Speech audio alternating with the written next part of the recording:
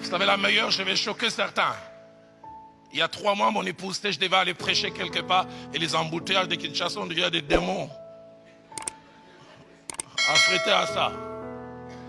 Et j'étais à 600 mètres et je traînais là depuis 30 minutes, mais dans 10 minutes, je dois prêcher.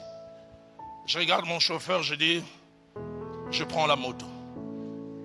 Jet privé. Il me dit, non, je me souviens quand je prends la moto, un autre pasteur dit, oh là, c'est pas de ton niveau. J'ai dit, c'est du niveau de Jésus.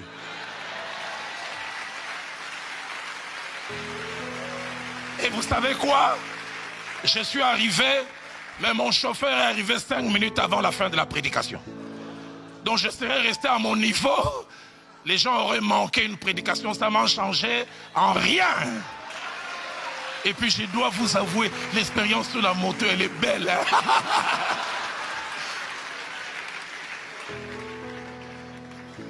Savez-vous que Jésus a été populaire? Mais il ne l'a jamais cherché, il l'a subi. Mais nous la cherchons, nous la provoquons, et des fois nous la forçons quand elle n'est pas là. Dans Marc chapitre 6 au verset 14, ma Bible dit, Hérode a entendu parler de Jésus dont les noms étaient devenus célèbres. Mais Christ n'a rien fait. Aidez-moi à poser la question à votre voisin, votre célébrité, elle est provoquée, forcée. À plusieurs endroits, pendant les Christ, on dit sa renommée s'est répandue de plus en plus.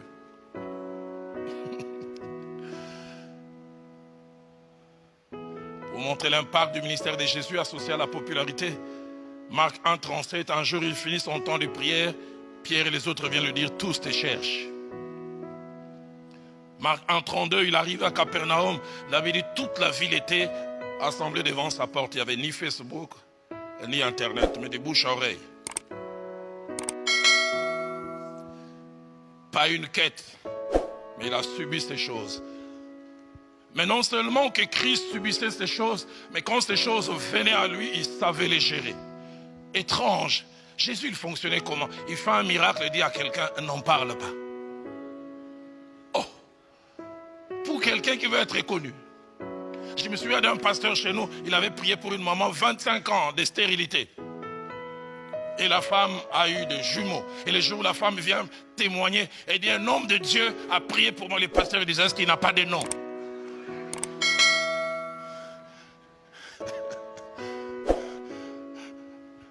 Il faut citer le nom. Et vous savez, quand ils avancent comme ça, ils disent, tout ceci, Dieu l'a fait par votre humble serviteur que je suis.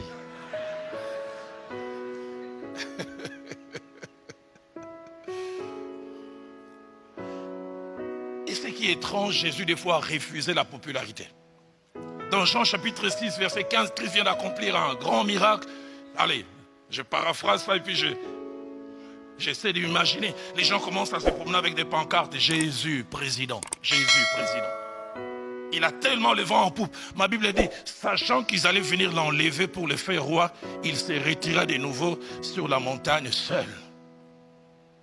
On veut les propulser encore plus loin.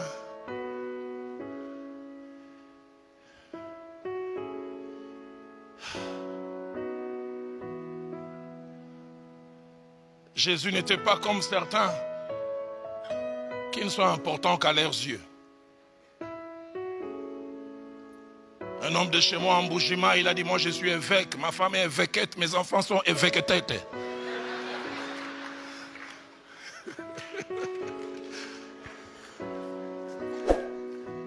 Dans Acte 5, verset 36, quelqu'un qui n'était rien, Théodas, écoutez ce que la Bible dit, Théodas, c'est qui s'est donné pour quelque chose. Il y a des gens qui ne sont rien, mais qui sont importants à leurs propres yeux. Deuxième chose, que la réussite dans le ministère n'est pas liée à la grandeur de nos bâtiments. Les bâtiments que l'on construit. Est-ce que je veux dire que les bâtiments sont mauvais? Non. Je veux dire qu'il ne faut pas en avoir? Non. Mais il ne faut pas lier son importance aux bâtiments que l'on a pu bâtir pour Dieu. Et des fois, c'est une course effrénée. J'ai une cathédrale de 50 000 places par la grâce de Dieu.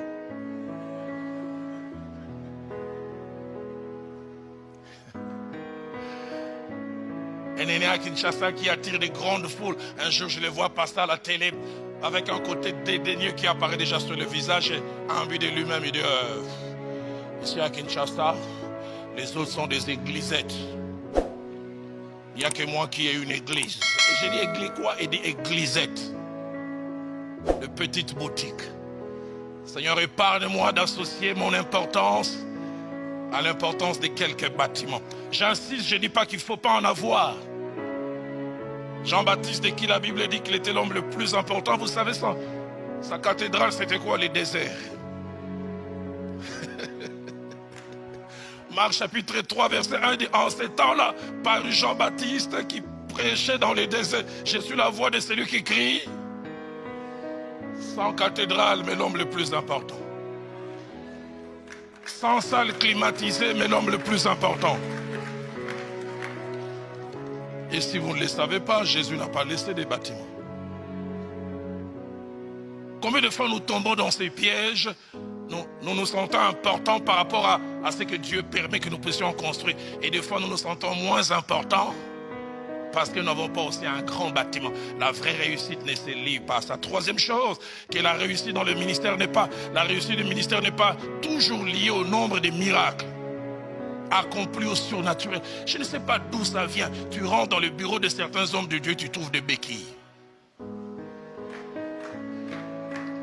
Des chaises roulantes. Pierre n'a pas fait ça. Paul n'a pas fait ça, à moins que vous ayez inversé.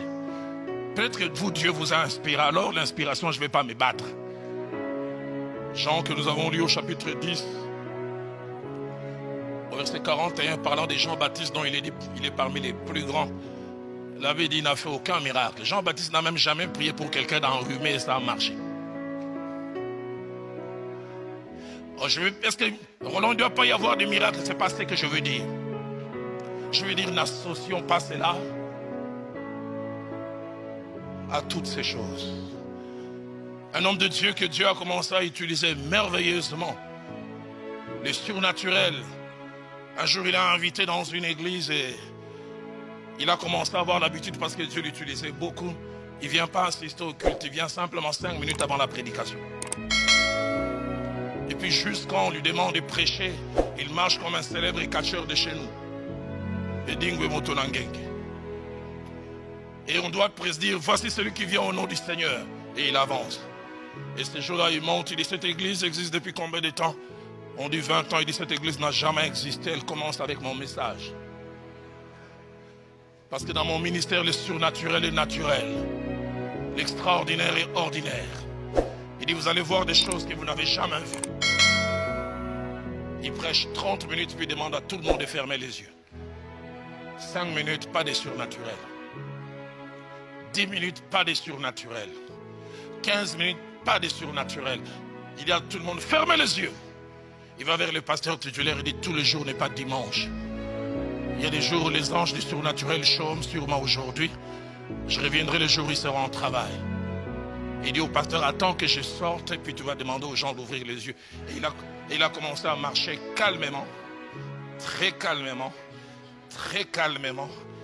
hyper calmement.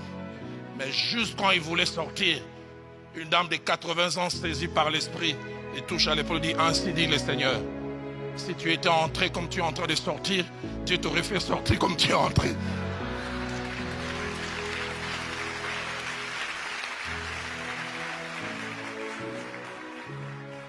La réussite dans le ministère n'est pas liée au surnaturel.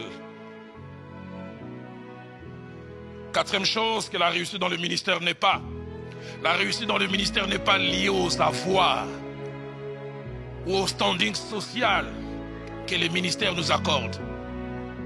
Aujourd'hui, le ministère réussit à avoir un jet privé. Est-ce que je dis c'est mauvais en avoir? Ce n'est pas ce que je veux dire. Mais on lit cela. Parce qu'il a un jet privé, il a réussi. C'est voyager en first class, en business. J'aime bien voir les jeunes serviteurs de Dieu. Ils ne mettent jamais des photos quand ils sont en classe économique. C'est quand ils sont en business, votre humble serviteur. J'ai vu un écrit là où il y a la grâce, il y a la graisse.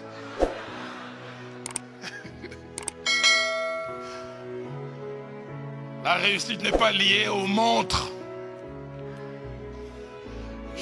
J'ai jamais oublié un homme de Dieu. Il m'offre une montre très chère. Il dit, Roland, la prochaine où tu auras prêché avec cette montre, il faut porter une chemise aux manches courtes. En louant Dieu, tu élèves les mains, mais tu témoignes.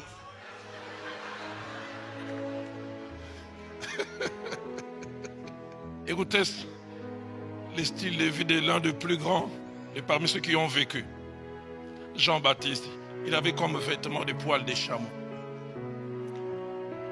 Et une ceinture autour des reins. On le verra, on dirait que c'est un féticheur africain. Non seulement africain, mais de village. Il ne mangeait pas dans les restaurants 5 étoiles. Il se nourrissait des sauterelles sauvages. Ah. Un jour, je suis à New Delhi. J'avais accompagné mon épouse pour un problème de santé. Et je devais retourner sur Kinshasa. J'étais avec 5 autres serviteurs de Dieu. Et on annonce les passagers à destination de Nairobi sont appelés à embarquer. Et comme d'habitude, ceux qui sont en business class, j'étais avec 5 autres serviteurs de Dieu, les 5 sont partis. Et l'un me demande, Roland, tu restes? Je dis oui. Pourquoi? Je dis, je suis en classe économique. Ils n'ont rien dit. J'ai vu un jeune homme congolais qui m'a suivi, il me dit, mais pourquoi tu n'es pas parti? J'ai dit, je suis en classe économique. Il m'a dit, tu es encore à ce niveau? Si Dieu bénit, permet que je sois en fait, soit en business, pourquoi pas? Mais je ne vais pas forcer les choses. Et la Bible est un livre rempli de contre-pieds. Et Jésus en était beaucoup spécialiste. Dans Marc chapitre 12, versets 41 à 44, contre-pied de Jésus. Les gens viennent offrir, l'avait dit les riches donnaient beaucoup, et une femme donne quelques pièces, mais étranges. Jésus considère que la meilleure offrande, c'est celle de la femme. Contre-pied. Les gens qui regardent diraient à peine c'est ce qu'elle a donné. Contre-pied aussi, dans Matthieu chapitre 16, verset 21 à 23, que j'associe à Matthieu 26 au verset 50, contre-pied. Jésus appelle ami celui qui va les trahir. Ami. Mais il parle durement à celui qui veut lui éviter le mal. Contre-pied. J'étais à la place de Pierre, je disais, mais je suis en train de l'aider. Il dit, arrière de moi, Satan. Mais Judas, qui a déjà les pièces en poche, il vient les saluer et dit, mon ami. Aidez-moi à poser la question au pasteur qui est à côté de vous. Il a un traître, il l'appellerait comment?